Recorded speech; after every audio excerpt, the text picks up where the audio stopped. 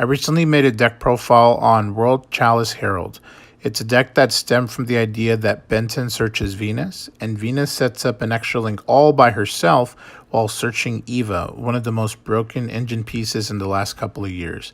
Being able to search out Lee and the Mandrake that directly interact with each other while still being able to use the cards like Herald and the Nightmares was perfect. It was basically perfect symbiosis. One of the biggest problems with the Herald deck, however, is that you often needed multiple cards just to make one play. It was a strong play, but when you put two or three resources to make something that could be kaiju'd, it makes the value seems a lot less tangible. Since Venus was a one card combo, I decided to test out other one card combos. There was a one card combo that I found with Gale Dogra, a card that was already a staple in the Herald deck because getting two missing pieces from one card, no matter the life point cost, was easily worth it. The card soon became a one-card combo with cards like Necros Brianak and Benton, easily creating Beatrice to further your play.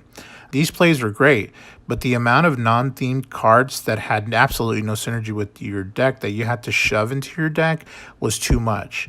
I was often drawing hands with Ultimate Conductor Tyranno and Quatless, but the pill that actually summoned them was buried at the bottom of the deck.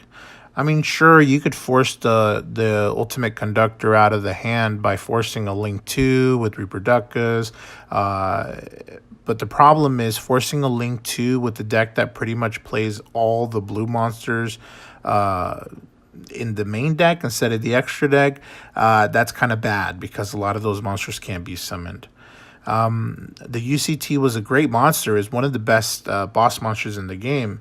But not only did you not want to see him in your hand, you wanted to see him at the bottom of your deck. So whenever I realized that, he became instantly a liability. The way the combo went, in case you didn't know, was like this. You summon the Gale Dogra, you pay 6,000 to dump two Arclights, and you search for Benton and Brio.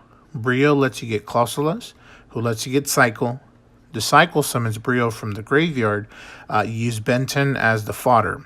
Benton adds Soul of Purity of Light, Purity and Light, excuse me, at which you summon. You banish the two Arc Lights that you sent with Gale Dogra. You then overlay Brio and Soul of Purity of Light to summon Beatrice. She sends Quatless to search as the pill, and then that summons your UCT from the deck. The field is awesome because during your opponent's draw phases, you can send Eva to the grave and search Herald of the Orange Light and a random level 2 or lower fairy, preferably Lee, for an additional form of disruption. So you would have the UCT or the Conductor Tyranno, and you'd have a negate. So it'd be really hard for your opponent to use monster effects during this time. The Gale Dogra also wasn't a problem anymore because the UCT can just pop him and eclipse your opponent's monsters. So if your opponent had like any Mech Knights or any shenanigans like that, like an alternative dragon, you would shut those down. And those were a problem because, you only had 2,000 life points. Anywho, the field with Beatrice, UCT, and the orange in the hand was strong, but it requires 6 cards in your deck, and at least it requires 2 garnets minimum. The Brio Clausulus and Mirror package requires you to have Clausulus and Mirror in the deck, or else they're useless.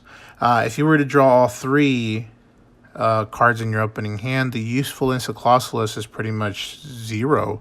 The only redeemable thing about this package is that you have level 3 monsters like Venus, so you can use your extra Venuses for ritual fodder, which I guess isn't too bad. But drawing Cycle by itself is dreadful. You can't do anything with Cycle by itself. The Beatrice UCT Orange package requires 4 cards: Soul of Purity and Light, Quatless, UCT, and the pill. It actually drops a UCT from your deck with 1 Gale Dogra, which is amazing, but the bricks that you have to use it's too much. Drawing Soul is okay. Soul of Purity and Light was okay to draw because it actually has natural synergy with the deck, being level 6 and being a fairy. Drawing the Pill wasn't too bad too because you could still make Reproducus and I guess force out the materials in the graveyard, which is good. Drawing UCT is also kind of okay because you can, I don't know, find some way to send Quatless to the graveyard and Reproducus to the graveyard. It's a lot to ask for, but once you do, you're able to banish both of those to summon the UCT. But just drawing Quatless by itself, there's no way of sending him to the graveyard from your hand and get it to effect because it has to be sent to the graveyard with the card effect, not from a cost or anything like that, which is what the deck does really good. I decided that it was too much trouble to turn the Dogra into a one-card combo, so I left it as a combo extender. So if you basically drew the Herald, the Ritual Spell, or the Benton, it would basically just fill in the gaps for it. And I was fine with that.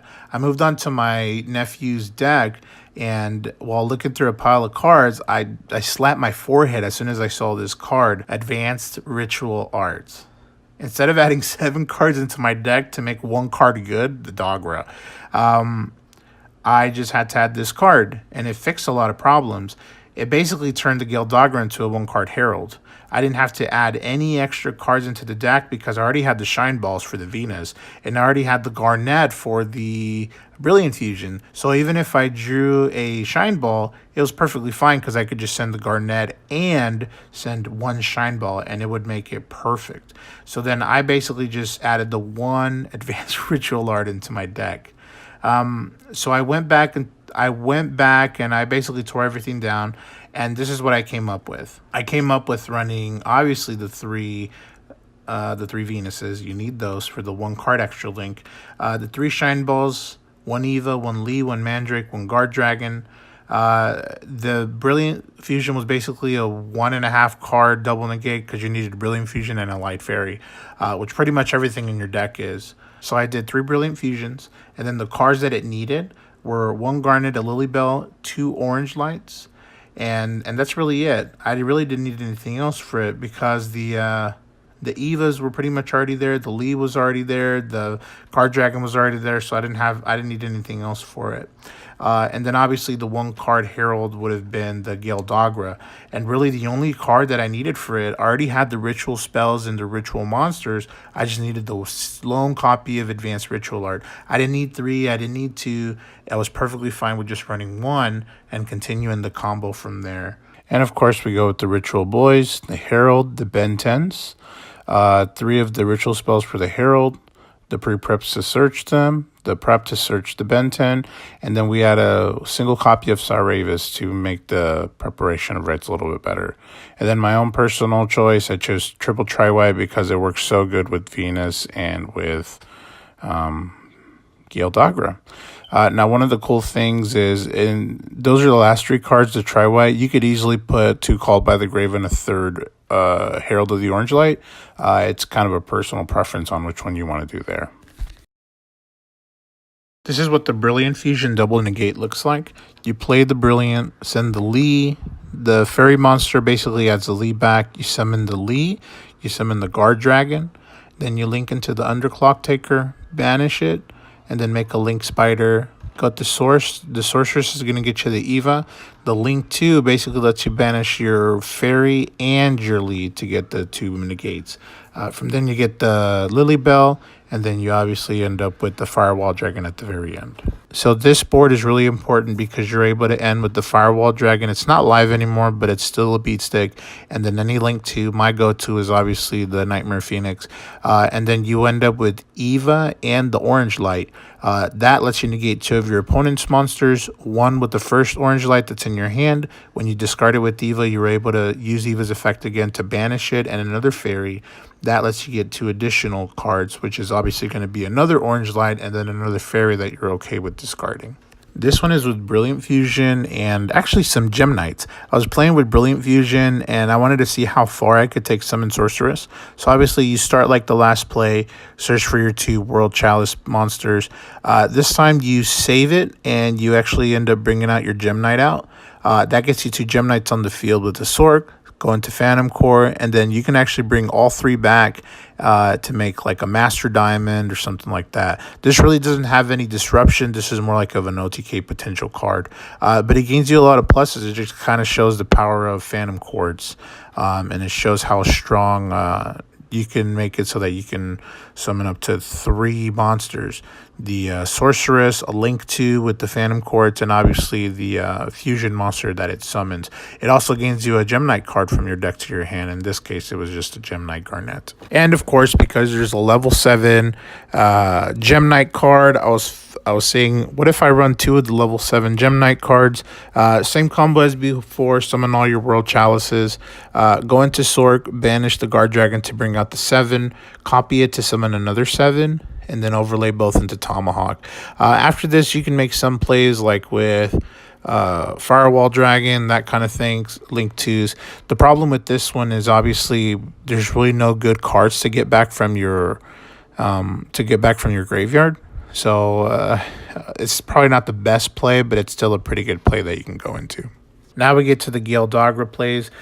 This one is basically just Gale Dogra going into the Dino. You search the Benton with the first Arclight, then you search the Brio with the second Arclight. You go into your Necros cards with your Brio, eventually getting your Cycle. You use the Benton search to summon the Soul of Purity and Light. Beatrice sends the Quatless. Quatless gets you the Pill, and then the Pill gets you the UCT.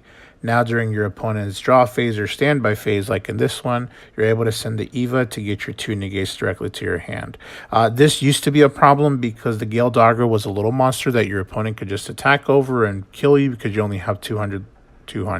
You only have 2,000 life points, but you have the UCT, so it can pop the Gale Dogra and Book of Eclipse all of your opponent's monsters.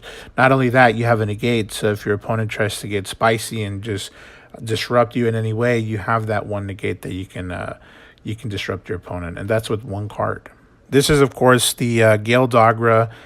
This is what I mean, where Gale Dogra basically becomes a 1-card Herald. You pay 6, you get ARA, and you get the Herald, and you just summon it. So if you had, in this case, if you had like 4 other fairies that didn't do anything, if you bricked hard but you drew a Dogra, this would make your hand live, because now you have a Herald and you have 4 negates. Most decks need to draw God hands just to do that, and yours is able to do it just with 1 card, which is great.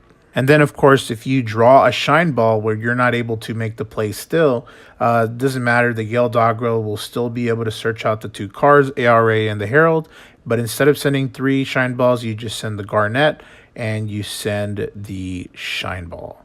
That makes 6, which makes your Herald of Perfection. And then this was a combo that I had with Gale Dogra and another extender, which was Tri-White. The combo this does is really cool. You actually get your Herald out, which is awesome. Standard Herald stuff, but then you play the Tri-White and you get the 3 Heralds back.